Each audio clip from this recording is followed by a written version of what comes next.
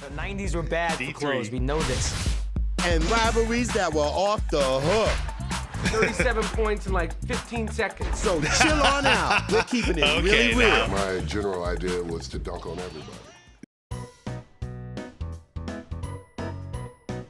All right, happy New Year's Eve, everyone. I hope you guys are having a good morning so far. I got a couple of really fun ones for you today. The first one's going to be something that has been requested of me to do this and also the 80s version of this. So this is going to be NB90s Volume 1. This is going to cover 1990 and 1991. This is the full episode. And this is from the official NBA channel. The reason I haven't done this yet is because I don't know if this is going to get globally blocked. I sure hope it doesn't, or else I'm kind of blowing my New Year's Eve idea here. But I'll do everything I can to hopefully get this out without being blocked in all territories. And more than likely it will get demonetized, but I'm going in this completely aware of that. My only goal is that it doesn't get blocked out. You know, like many of my videos in the past have, like the Come Fly With Me video and stuff like that. There's other examples. The Miami Heat versus Dallas Mavericks Game 4 in 2011, that also happened. So it's happened multiple times, but I hope this one goes through. But anyways, I figured this will be a fun one, trip down memory lane for us as we head into a new year. And I know that always gives me perspective of like, all right, another year older, you know, another year to get through. It's going to be 2025. And, you know, whatever festivities you guys have planned for later on, this should get to you while you're sober. So anyways, without further ado, like I said, this is from the official NBA channel. I'm going to link the original video down below for you guys in the description if you want to check out the channel, or, you know, if you're somehow not subscribed to the NBA channel, it is what it is. Yeah, everybody please leave this video a like. It helps the video get out there. And yeah, let's do this. I haven't seen this in a long time. Oh, snap. NBA TV presents NB90s. It's awesome. It's the NBA. Like he bought airspace. It went with the flow of Jordan. Back in the day. Don't ever underestimate the heart of a champion. In the decade when the shorts got longer, the players soared higher. Insanity. Throws it down. And the game went global. Yep. We've got all the players. The things he was doing, like, man, we never seen this before. That's Robert Ory. And the looks. Detroit players. The 90s were bad D3. for clothes. We know this. And rivalries that were off the hook. 37 points in like 15 seconds. So chill on out. We're keeping it really real. My general idea was to dunk on everybody. Yep. Right That was the here on MJ mentality. NB90s. I really hope this doesn't get blocked because I would love to watch all of these with you guys. As the 80s were coming to a close, a decade of domination by the Boston Celtics and the Showtime LA Lakers was coming to an end. But a new group of stars was ready to take their place. The new school that came in, they still had that go-get-it mentality, like the 80s. I mean, the shorts were tighter, of course. We all know that. Leg, thigh, a lot of knees, and Jordan era comes in. Yep. Now we got these cool, long, baggy shorts. Everybody was cool and everybody wanted to go to an NBA game. The TV coverage got better. Yeah, MJ changed the fashion of the NBA. But I'll say it. No one changed the fashion of the NBA more than Allen Iverson. Because Allen Iverson took what MJ started and just took it to the extreme. You know, then the internet started taking off. You know, all these things came together at once. Yep. The NBA just started taking off. Here we go. And the two hottest new destinations were Orlando and Minnesota. When the league went to expansion, off of the championship teams, guys get dished off to the new team. Minnesota selected Rick Mahorn of the Detroit Pistons. Watch carefully as the Timberwolves will be howling. Ow! first tip in the history of Minnesota Timberwolves basketball. It wasn't like we got new teams and it got weaker. They got new teams, they jumped right on the bus and the bus kept rolling. But it wasn't just a couple of new teams that were being introduced. It was a whole new style. When the Orlando Pinstripes came out, they were nice. Those first couple years, we had the top jersey sellers. Yeah, those were. Those jerseys right there were awesome. And then the reverse version, the black versions. I never bought. I got to be honest. I was really tempted to buy a Penny jersey during this era. Those jerseys were sweet. And then the Bulls kind of piggybacked off of them in 95, 96 with the black pinstripe, with the red pinstripes going down. Those jerseys were awesome too. But I'll give the Orlando Magic credit. They started it. I didn't care for the pinstripes, but I had to get the Shaq jersey. I had to get the Penny Hardaway jersey. When you big pinstripes, you don't look good in it. Shaq with pinstripes, Tree Rollins. It looked good from the front, but when they turned around, it just did not work. Pinstripes, it's good for some things, but not for Orlando Magic. I never thought about it that way. I never thought about it at all. But yeah, fair enough. I guess their booties don't look that great in a pinstripe. Okay, thank you for coming. Vladdy. And thank you for coming. At the turn of the decade, the NBA got into imports who'd become household names. No easy feat considering the pronunciations. We had picked a lot of guys from different countries in that span of 3 or 4 years. Now we're used to so many, foreign guys, but at the time it was like, what's your name? He's going to wear number 12, and that's what I'll call him on the fast break. And how old are you? You're a rookie? You are what you wear, right, Vladdy? NB stvarno se zaista tvrda. He's getting rich because he don't speak English.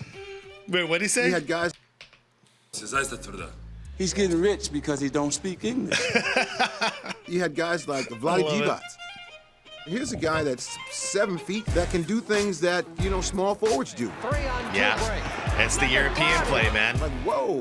Sarunas. They can dribble, they can pass, they can shoot. Barcelonas. Yeah, he got a ham hock on that arm. Lefty, crafty with the dribble. Barcelonas, what a play. Oh, yeah. A lot of people don't remember Barcelonas. But definitely do your homework. The 90s, Manu Ginobili. Yeah. Drazen Petrovic, may he rest in peace, rest in power. Yes, sir. Hell of a ball player. Petro. Oh, my! He dropped 30 on me so fast, and I'm telling you, I got a hand in his face. I'm right up on him, and he was just like a machine. You always have this little ego, like, oh, he's foreign, he can't play. This is America's game. They can't beat us. The next thing you know, he's going around you. It's crazy to think about how far the European movement has come. To now, a lot of the best players in the NBA are from Europe. There was already some signs of this in the 90s. Unfortunately, in the 90s, the trend a lot of time was we got these players way past their prime.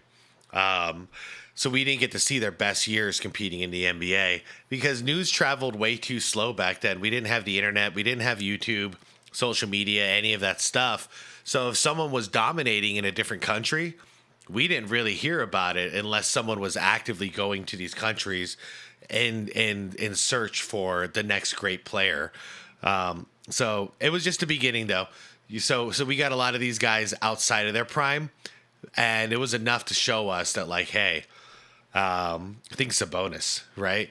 Sabonis, the original Sabonis, the dad, man, that dude, we got him way in his final years of basketball, and he was awesome. Even as an old dude. So now we're getting them at their prime, even before their prime, like Jokic, and another recent one was Wemby. We're getting these guys over here young, and it's cool to see them kind of dominate in the NBA now because of that. Petro's another one, man. Petro, so good. To have these guys come in during that time was a beautiful thing because that helped the expansion of the NBA. NB90s Volume 1 will be right back. This is NB90s Volume 1. Let's do it. This is virtually impossible now. 1/10 of a second. Touch it and get it up. Tucker launches it. It's gone. No. Yes, it is possible to shoot with 1/10 of a second. No, it shouldn't be. It shouldn't be. That should only be like a tap tip in at the rim. Impossible now. 1/10 of a second. Touch it and get it up. No, that's not happening in 1/10 of a second. I'm sorry. I'm sorry. That should not count. That should not count. Only way that's happening, you throw it up at the rim and someone goes and just taps it down. No way. Tucker launches it. I thought that .4 with Derek Fisher in the playoffs was excessive. I don't even think that should have counted.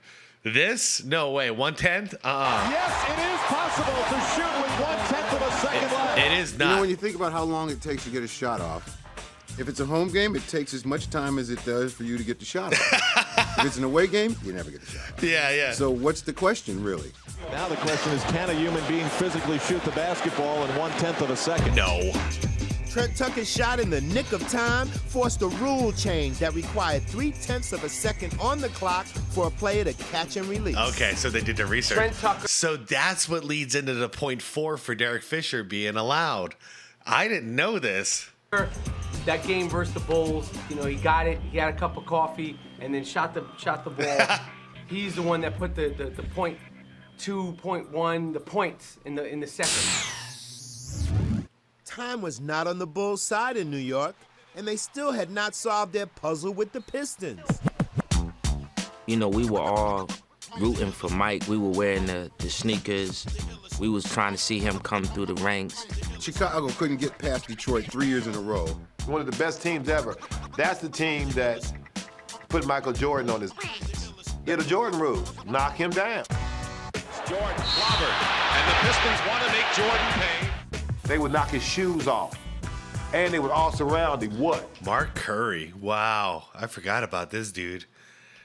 What? Remember they knocked Scottie Pippen? Yep. Taking a shot at. They knocked him out. They made him cry. It's kind of like growing up with a bully on the street. I think that if those guys played now, they'd foul out in a quarter. Jordan. It is. I think that's why it resonated so much with the Bulls. This is not a sob story at all because it ends fine. I grew up with a bully at my bus stop that literally he was like twice the size of me, and I'd have like daily beatdowns in grade school, right? Fast forward years later, I grew into myself, and high school comes around, and like I'm ready to show down against this dude because like I never forgot what had happened, and he ended up being like a changed man. So he like apologized to me and whatever, and I was like, all right, I can accept this, and I moved on with my life. But the whole reason I bring this up is because the Bulls and the Pistons, that's how I felt. It was like, dude, this isn't fair. The Pistons are just straight up bully balling the Bulls, and they're playing outside of the rules. This isn't fair. So I was always pushing for the Bulls and Jordan to get over the hump. And once they finally did, that was like the redemption or whatever that I needed during that time to go like, yeah, bullies can be overcome. The Bulls can do it. Anybody could do it. And yeah, that played into my own life too. I don't take that kind of crap. I never did after grade school. I never stood for somebody, bullying me because the Bulls beat the damn Bad Boy Pistons. Really had to raise his game, and you see it on his face. Like next year, I'm coming back, and it's gonna be some serious stuff going down. Yep. Yeah, to get tougher. Yeah, the Pistons were coming out of the East again, but out West, Portland had blazed their own trail to the finals. Oh, Rip City. You got Joe Kersey, you got Terry Porter, Duckworth, and Clyde the Glide. Yes, sir. Yes, sir. Also one of the best NBA Jam teams. This was a great team. You have so many options to put with Clyde. Drexel in one lane, Kersey in the other lane. Yeah. And then Porter coming down the middle. They could fly, they could score a lot of points. The Trailblazers in the early 90s were just a really fun team. Yep. If you want to know about the Portland Trailblazers, all you need to do is look at the rap song they did. Rap City, Portland, Oregon, USA. Do you remember that? When they had the thing? We're the Blazers and we love to play. That crowd in Portland used to go crazy and go wild. We hate going in there. They were one of the teams that no one wanted to play, and simply because of one guy, Buck Williams. He was like their enforcer. There are no enforcers anymore now in the league. Blood now coming out of Buck Williams' eye. I was so young when I came to the NBA, and he was just like the strongest man that I had ever met. I didn't fear playing against anybody in the NBA, but when I played against Buck Williams, he made me think about playing against him. Nobody ever could question the talent. Probably should have won a couple championships. It's funny, they had Buck, they had Duck. The Blazers had their shot, but they had their hands full with the worm. Dennis Rodman, who turned out to be the 19th. Dude, that drawing right had here. Had their hands full with the worm. That looks. You ever play a video game called Worms? Like Worms Armageddon, and there's like so many versions of it. I love that game. But no, this animation right there, it looks straight out of the video game, which did not exist at this point. So Dennis maybe it was Rodman, an influence. who turned out to be the 1990 Defensive Player of the Year. Yeah, well earned. Back in the day, Dennis Rodman had short hair like mine, no tattoos, and he drove a truck. I have no negative things to say about Dennis Rodman other than he just gets on your nerves as a player. He played a crucial part in that 96 NBA Finals against Sean Kemp. He got on everyone's nerves. He was an absolute menace. He's like the silent hero of that series because while the rest of the Bulls were playing basketball, he was pissing off and getting in the head of every Seattle Supersonic, including their coach. I recently went back and watched that whole series, and I was like, good God. Like, the media was all over it, too. He just dominated them psychologically. It was great. Rodman, who was my toughest competitor ever. That's what Dennis does. Yeah. He does it better than anybody in the league. Yeah, you hit him in the face, and he leans into the hit. You know, like, who does that? I knew that you could count on him playing hard. You couldn't count on him to make a free throw, couldn't count on him to comb his hair, but you knew he was going to come in and go hard for you, and that's all you want. Yep. He wanted to win, and he wore his passions on the shoulder and crying after he won Defensive Player of the Year. I wanted this one so bad. Yep. As a Detroit fan, you know, I loved it. Yeah! Hard work, baby. Hard work. That's all it is. Hard work. The future Hall of Famer would win his second straight title in Motown as the Bad Boys ripped through Portland in 5 games with Vinnie Johnson playing the hero. The microwave. Yeah, the microwave. Vinnie Johnson, he was, in fact, the microwave. He was so hot. He had the green light, the ultimate green light. When he came in, he was shooting. And you always thought every shot he took was going to go in. Dude, the guy is so thick, dude. Just, he's so strong. Pretty much they did. Vinnie Microwave Johnson came in, red eyes, came in and shot that ball like it was like, who is that dude? Vinnie puts up a 14-footer. DJ score! The Pistons are winners and still champions of the world. After winning the title in '89, the Pistons came right back, and so will we, right after the break. You're watching NB90s Volume 1. This is great. In 1991, the league got a new partner that had fans singing a different tune. Uh-oh. Gonna get copyright. The theme music to the NBC was the stuff when you in the kitchen trying to get that snack and it's When I hear that music, it's time to get ready. Yeah, I get pumped. Basketball's on. There's no better feeling to wake up on a Saturday or Sunday as a kid and hear that music and just know it's like, all right, we're locking in. Yeah, It it's just game got time. you all fired up. And the game always delivered. I don't know what could have been better. You know, it's like, this is the best of the best. I was there. Yeah, John Tesh wrote the ultimate basketball song. It's just so good. You know that your goal is to win an NBA championship, but it had to feel nice to go through the Chicago Bulls finally. Oh, hell yeah. You'd sit back, and you'd have your hoop dreams. For me, I'd have my hoop dreams right in front of me. NBA stuff. Check it out this fall. NBA Inside Stuff. NBC. Welcome to the premiere of NBA Inside Stuff. Whoa, first episode. Man, Inside Stuff with the Ahmad Rashad. Yeah, but Saturday mornings as a kid, nothing was better. I was so excited every Saturday morning you know, just to get into this. School was done for, you know, for whatever, for the week. Wake up the next morning, NBA Inside Stuff. I remember that one. It's like one of those shows that you wake up on Saturday morning and it's like, oh man, I want to watch this instead of cartoons. Hell yeah. Saturday morning, it don't matter if you played that night, you turn that TV on to tune in and watch Inside Stuff. It was just the Bible of the NBA. It was. And a story that's It was the happiest place on earth for a basketball lover. It was all positivity, all joy. I miss this kind of stuff, this kind of content for basketball. I think that's why I'm reacting to it now. A hot topic all season long. By the way, just wait for tonight. I got something else special for you guys. No hints or anything. Nothing. No hints or anything. We knew this was going to be a hot show. Yeah, that was kind of when the NBA was really exploding media-wise, and they kind of turned that show into like an Entertainment Tonight style. It was fast-paced. You got a chance to see sides of athletes that you never saw before. Yeah, pre-social media, this was the only way for us to access what these guys really were like behind the scenes. We had no other way to know. And in turn, that made us fans of a lot of players that we might not have been fans of just because of their personalities alone.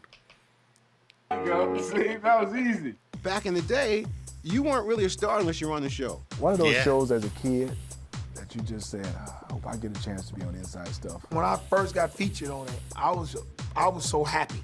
Have you always been that type of player?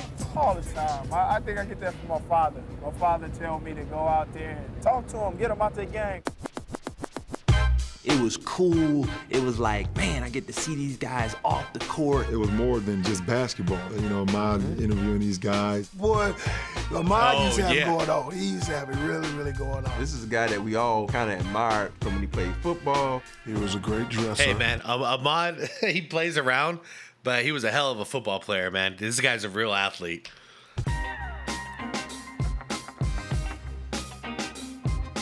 He was so smooth. He inflicted his smoothness to make a ball player feel comfortable so he can inject the knockout punch, the question to the answer we all want to know.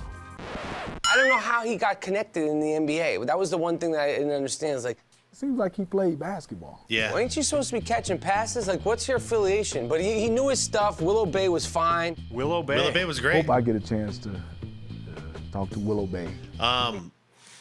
What was I going to say? Yeah, I thought the same thing. I didn't know he was a Viking. I didn't know he played football until years later. He just seemed like somebody who grew up around basketball. It was so natural for him. Willow Bay was, in my opinion, a perfect co-host. Their balance was great. I think I had a little bit of a crush on her back in the day as a kid, too. What? You're the man. I mean, you're like the hair god around here, right? Listen, somebody play some defense. This is the Inside Stuff now. I like that show. I'd VCR it. And that's the Inside Stuff. Oh. In Denver, the Nuggets were running at altitude with attitude under new coach Paul Westhead, and the star of the show was Michael Adams. Adams. Nice. That gives him 50 points. Amazing. Michael Shorty Adams. No. 50 points was nothing to laugh at in the 90s. That was hard to get. Down. Little Adams. That shot. The three-point man. Throws it away. What Adams the hell is that shot? Look at that. If you chopped off his right arm, he's still going right. Michael Adams. Barkley picks him up and drops him. Annoying if you weren't a Nugget fan. Just all over like a little net. You just can't get rid of the guy. And then he shot the ball with one arm. Steal! Adams for three! Crazy. Man, who coached him into that shot? Men needed someone to look up to, but at eye length. Off the hook. The Nuggets played at a record-setting pace, which occasionally benefited the opposition. Here comes Skiles front court. Skiles to Riddle. Jump shot is up. It is good! Scott Skiles with his 30th assist for the night. Yeah. 30 assists. I remember this. And that's the new NBA record. 30 dimes. He is not a pretty player, but he is a tough player. Running that games as if your name was Scott Skiles. He looked like he never took no. Yeah, I'm the white boy. I'm official. I'm up in here. Blase ski, and I got hot. Hey man, if you're in your 20s and you're already balding, you ain't taking shit from nobody. You know, like you didn't need to take shit from nobody. You were gonna get the ball as long as he was running the squad. Fans at the Hive in Charlotte were buzzing during All-Star Weekend when they caught a pair of legendary performances. Craig Hodges. Craig. Good memories. Yeah, he loves me too. that corner right there. He's going to make Craig Hodges is why I got into. I love the 3-point contest so much. It was all Craig Hodges, man. 5. Even the music. You and he had something going here. He loves maybe that 5 for 5. Yes, sir, Craig. Haven't missed yet. Money ball. Money ball. Put on a show. You know, like, okay, I'll give you an example. Every time I'm about to record a video here, a reaction, I have to sync my audio with my video. So I have a little timer that I set, right? It's a 5-second timer, and it goes down from 5, 4, 3, 2, 1. And it's something you guys will never hear, but every single time I'm doing the 5, 4, 3, 2, 1. That comes straight from the 3-point contest, and then the music kicks on. Fans have been waiting for this. 12 in a row. Yep. He's not even looking at the ball to pick it up off the rack. Oh, he practiced this. He's hot. Yeah. Craig Hodges would practice this in his off time. Unbelievable. First miss. Crazy. Back in the day, I didn't know they could shoot like that. He could shoot with his eyes closed, similar to Dale Ellis. They made All-Star Saturdays a definite must-watch. I'll just answer that question. Back then, they could shoot. It's just that a lot of the best shooters were some of the worst defenders. So you didn't get into the starting lineup, usually, as a bad defender who can shoot. You had to be able to do both. Example, Larry Bird, Reggie Miller, guys like that. Yo, it's time. They got to play. The slam dunk contest kept the crowd pumped up. Uh-oh, he going to his pump up. He's pumping it up. The Reebok pumps. The infamous D Brown with the Holy pump crap. Reeboks. I had a knockoff Payless shoe store version of this. It was like a $20 knockoff, and it was not Reebok pumps. It was some off-brand, but it had a little basketball on the tongue of the shoe. And I used to pump it up even though it did nothing. It didn't pump anything, but it was just like a little push-in basketball. It's the stupidest story. I'm sorry. It reminded me of this. I would have never remembered those Payless shoes if not for this. But, you know, we didn't get fancy shoes back then. You know, if I was to ask my parents for a $80 pair of shoes, they'd laugh in my face. Made it really seem like that. Made him jump in the air like that. The best promotion product ever. Placement commercial ever seen in the slam dunk. It made me buy some knockoffs. Oh, yes. D Brown with the close your eyes dunk. Yep. Unbelievable creativity. I used to have oh man, it's actually this dunk. Perfect timing. Hold up. The close your eyes dunk. Unbelievable creativity. Boom. I used to have perfect. I used to have a little clip out. I think it was from a Sports Illustrated of this dunk, and I cut it out and I put it on. It was a box of cards. I still have the box of cards too. But yeah, I had a clip out of this, and I kept it on my box of cards like as the cover of it.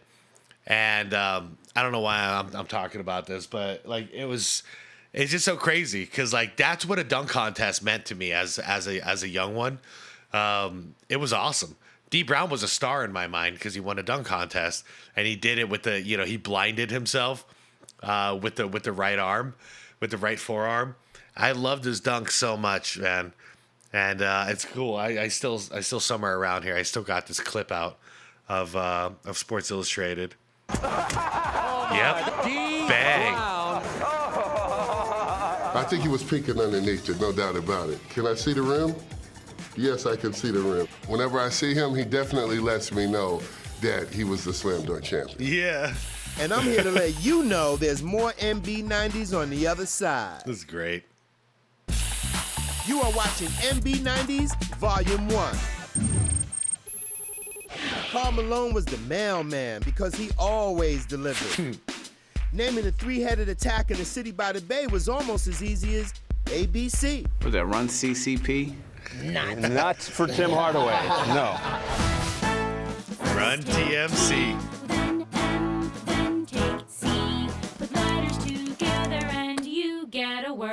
Run TMC. Run TMC. Pass breaking down the Mullen, the shuttle, the wrist, the reverse, down, push the foul.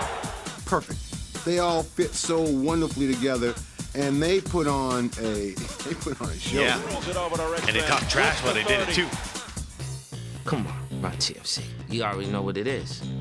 It flow. Bat, dat, dat, dat, dat, dat, dat. Here's Hardaway now. Hardaway People couldn't stop us. They didn't know what we were doing because we didn't know what we were doing. If they went to the playbook, we'd be like, what are you looking at? Because we might have a playbook, but we're not running them tonight. We're just running you. And the Warrior fans are a happy bunch. I want to be a part of that. Let's go. Run TMC. Let's make it happen. Look out, here comes the Hardaway Express. I love that crossover. He had the greatest crossover ever. He would put you to sleep with his little slow dribble, then he would switch that crossover up on you. This is what I do when I come down. Freak him, come like that. There's the crossover. Way to freak him. You knew it was coming. Way to freak him. It's coming. Yeah, it is. A lot of people did it. Magic Johnson did it, but they didn't do it at that low volume. Yeah. Tim crossed over really quick and actually named it. The killer crossover. Oh, He was just so quick with it too. That guy got skills. He got hella skills. My nickname is The Rock. Mitch was like the man guy. Yeah, they call me The Rock. And he was rock. He was strong, and he was gonna get his points. Mitch Richmond. Mitch was a bad boy. Yes, he was. Yes, he was. I was a big Mitch fan. The ability to just be physical, and it was easy for me. I love the contact. Him and Glenn Robinson, like they don't get enough respect. I was huge fans. When And Chris God Mullin. made a basketball player, he just carved Chris Mullin out and just said, this is a player. You know they want to get the ball to Mullen, wouldn't you? He dribbles, Hell he's yeah. back, he shoots over Magic from 21. Oh, he hit about a 30-footer. Yeah, if I need a bucket and it's not going to be at the rim, yeah, Chris Mullin's going to be on my top 10 list as far as like who I want to get that damn ball. Mullin, straight from Brooklyn, better known as Crooklyn. Brooklyn is in the building. We here. Chris Mullin lived basketball. Couldn't get him out of the gym. How's a working man does it just a little better? You know, there's a video I watched recently. It was from 4 years ago, I think, something like that, 5 years ago. And it was Chris Mullin and Kevin Durant having a shootout at a camp in front of a bunch of kids, and Chris Mullin beat him. Like, so we're talking about probably a 50-year-old Chris Mullin, 50-something-year-old Chris Mullin beat a prime KD in a shootout, and it's just there's no disrespect to Kevin Durant. It's just astonishing. The guy still does live and breathe basketball. You know he's still shooting. Working man works. Because his shot looks so good. He was always in shape. He was always in the gym, calling us, talking about, let's go work out, let's go play. Tell Nelly, put me back in the game, man. I'm just about getting hot. A white guy who could jump that big, but still averaging 25, and will bust yo in a second. Look at Chris Mullin. I was a huge fan. When the curtain went up for the 91 playoffs, MJ took his act to Broadway.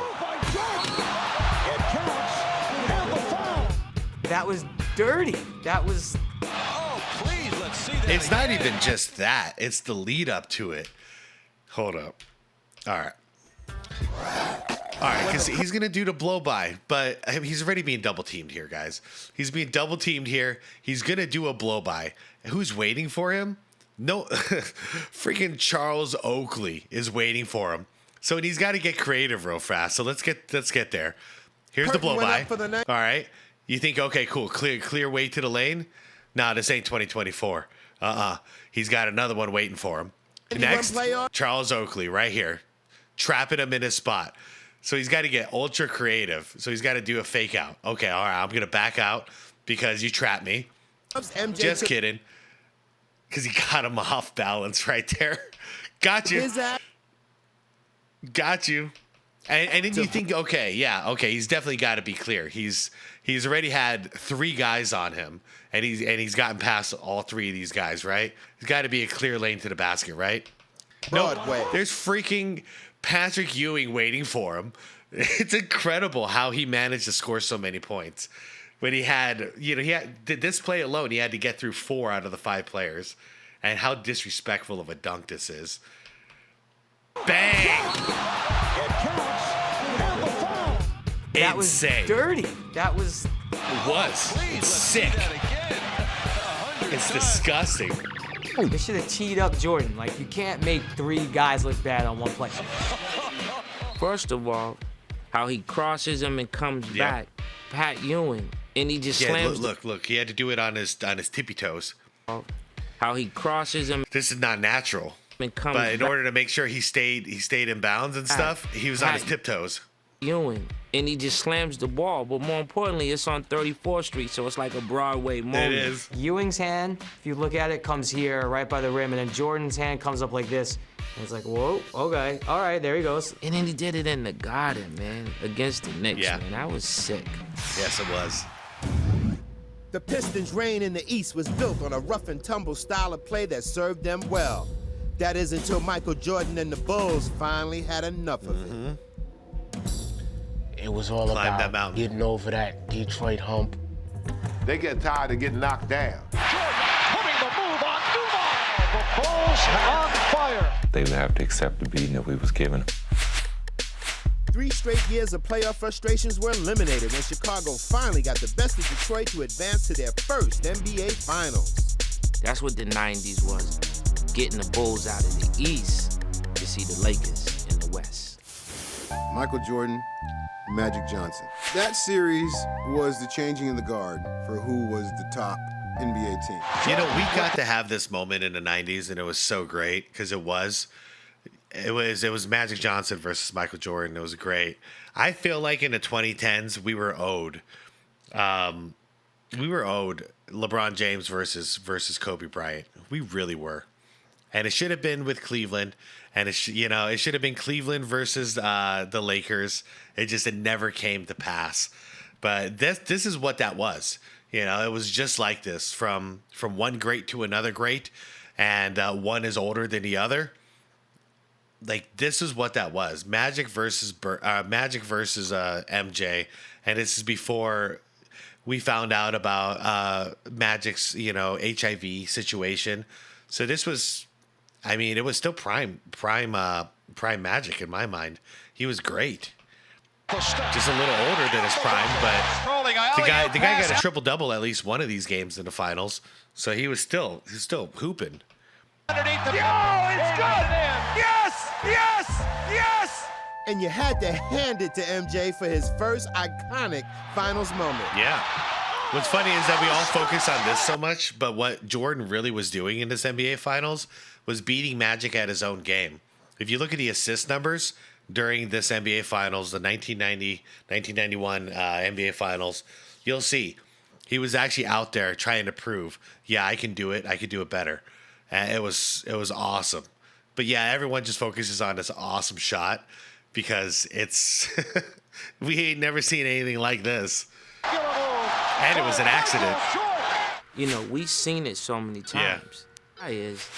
That makes it kind of fly is it's the palming of the ball. One way, put it in one hand.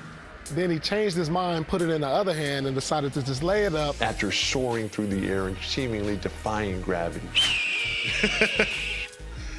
I love I ain't hating, but he didn't really have to do all of that. No, he didn't. He just did it because he's Mike. Well, he did it as a reaction. So he was expecting a contest right here, but he didn't get it. So he was switching to the offhand away from the contest because the block would have gone for his right hand to contest a dunk. It makes perfect sense what he did, but because we didn't get the contest that he was expecting, it looks like he's just showboating. Have to do all of that. He didn't. He could have just threw it down. Because he's Mike. Not many people jump high enough to have different thoughts before they hit the ground. Normally when you jump, you got one thought and then you hit the ground. But to jump and stay up there that long, he might have had 2 or 3 shots before he decided to do it the other way, because that's the way he used to hang during that time. That's well said it seemed by like Ahmad. he did it, and he had a little bit more hang time. Like he bought airspace. It went with the flow of Jordan. I buy rent up here. This what I do. Michael and the Bulls had just the perfect forum to launch their dynasty. And the Chicago Bulls have won their first ever NBA championship. People ask me, can I fly or do I like to fly? Well, I think as a team, we've shown people that we can fly. I love it. I love hearing this kind of stuff. Every reporter in every situation, every day of his life gave him an easy opportunity to just be full of himself, because everyone was so hyped up on Jordan. Can you fly? Are you the greatest ever? And every single time he's asked about one of these questions, what does he do? He credits his team always. I like to fly. Well, I think as a team, we've shown people that we can fly. Yeah, man. Before we all get choked up, let's call it a wrap-up for NB90s Volume 1. Team game, that's the way to do it. Okay, this was so fun. If this doesn't get blocked and you guys actually get to watch this, let me know if you want me to do more of these. This was so fun for me. Perfect timing to pull this out on New Year's Eve. This was really, really fun. I'd love to do every single one of these if I can. I'm right now staring at a thing that says 2013 NBA Entertainment, all rights reserved. I might be in trouble here. But if I can get away with this, I would love to do this. Let me know if you guys would as well. And also, it's New Year's Eve. Let me know what your plans are in the comments down below. What do you guys got going on? I'm going to keep it kind of low-key around here tonight. I might have a couple of friends stop by, but I'm going to keep it kind of chill at the casa, at the Mindcrime Casa. Yeah, let me know what you guys got planned, and let me know if you guys want me to do more of these. Have you ever seen these? Because I saw these, and I did it all in like one marathon, and it was a long time ago. So, yeah, let me know what you guys think. I'll have another video coming for you guys tonight. I hinted at it earlier, and it should be just as, if not even more fun than this. So I'm going to continue to train, or the trend of just getting copyright claimed on every single video until next year. And I don't care, because I'm having a freaking blast, and hopefully you guys are too, because that makes it all worth it. All right, everyone, enjoy your New Year's Eve. I will be back for the After Dark tonight, and that'll be the final video of 2024. Y'all are awesome. I appreciate you all so much. Like the video if you enjoyed it. Subscribe to the channel if you want more content like this, and peace out for now.